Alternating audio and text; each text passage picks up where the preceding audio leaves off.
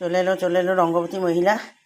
এখানে একটা ছোট্ট পেঁয়াজ আছে, এরকম এই এই সাইজের পেঁয়াজ, একটা টমেটো একটু হালকা বড়। চলুন দেখা যাক কী হবে। এই হচ্ছে মশলা, আর এখানে তেল গরম হয়ে গেছে।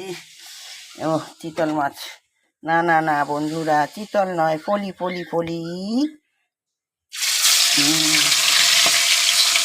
চলুন, ফলি ফলি। বাবারে বাবা,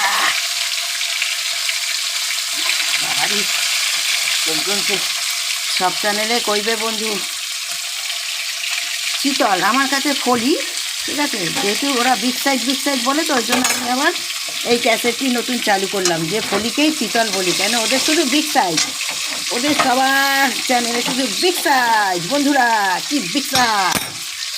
চলুন চলুন চলুন বন্ধু, দেখা হবে পরে। চোখটি আমার ধরে গেল তেলের ঝাঁজে।